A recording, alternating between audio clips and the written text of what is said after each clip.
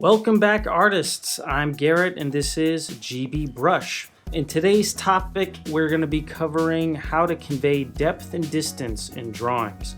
Everything I'm going to talk about also applies equally to digital drawings as well as paintings. And speaking of paintings, I've also went the distance and completed a painting recently, so stay tuned for a showcase video on that. If you're interested in following me on a more day-to-day basis, feel free to check me out on Instagram at GB_brush. Without further ado, let's get into some drawings.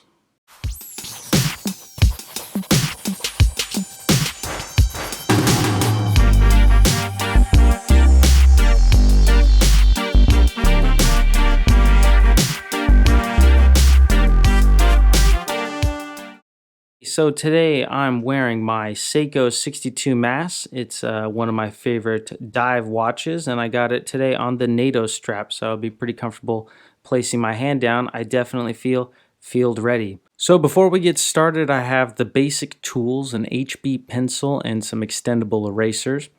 I also have an eraser guard. I'm not sure if I'm going to need that yet. Now, unlike my old videos, I'm going to actually be using a voiceover. That way I can hopefully make this video a little bit shorter compared to my other videos.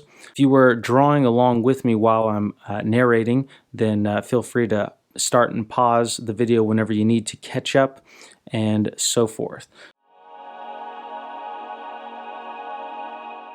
First things first, consider perspective. Now, if you don't know how to do perspective drawing, don't worry, I actually made a video about this specific topic. The reason why I'm doing this video is because you're not always going to have the time or the need to actually use a ruler and draw out vanishing points. As long as you know the concepts of vanishing points on a horizon, we're going to be just fine. And that's what this video is all about. I always put in a horizon because a horizon, what is it? It's actually an eye line. It's the visual line from wherever the viewer is standing in your drawing. So even when you are inside of a room, for example, you're still going to want a horizon, even if you're going to ultimately build walls over the horizon blocking it, just so you know where to orientate the viewer. Once you have an horizon in place, you know, am I looking down on something or am I looking up underneath something? Once you establish your eye line or horizon, you're going to have another tool at your disposal, and that's going to be the size of objects.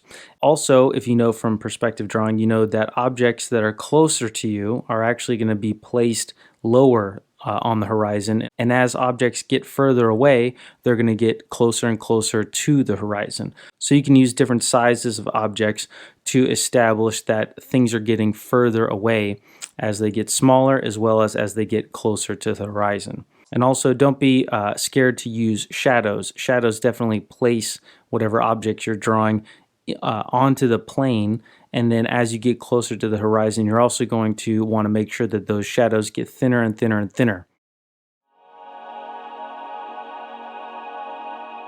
You can place objects in front of each other with overlapping. This is definitely useful when you're putting different size objects into play or different types of objects into play. When you're using in this drawing, for example, the object is the same size, and so I'm just making them smaller as they get further away. But this is especially handy when you're making objects that are different sizes or different types of things, because the viewer doesn't know exactly what it is or how big it is. But if you put it behind something, then it's very easy to, understand that it's further away. As the objects get closer to the viewer and as the objects get further from the viewer, it changes the detail that the viewer can perceive. So objects closer to you are going to have much more noticeable details than the objects in the distance. And to also fully kind of flesh out this principle, you can have objects in the midground have medium levels of detail. So in this pyramid here, I'm going to be having the cracks or the lines of the blocks in the foreground visible going horizontal and vertical, but in the midground I'm going to have only the horizontal lines showing, and then in the distant pyramid I'm not going to be showing any of the block cracks.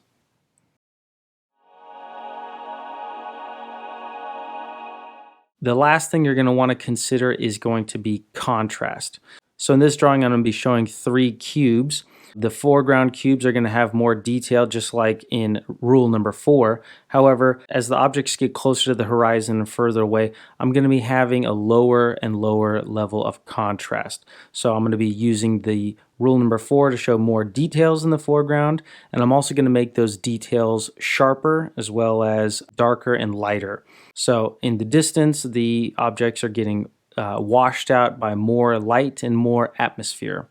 The reason why this happens is because the further away things are, the more air you're looking through. So air tends to nullify the details, like in rule number 4, and then it also tends to dim down the contrast for rule number 5. When you add color into play, you're suddenly going to have to remember the color of the atmosphere. Depending on the time of the day, the color might be warmer or cooler, but in general, atmosphere or air itself is going to add more of a grayish blue, a cool blue tint to distant objects. So keep that in mind if you're going to be painting.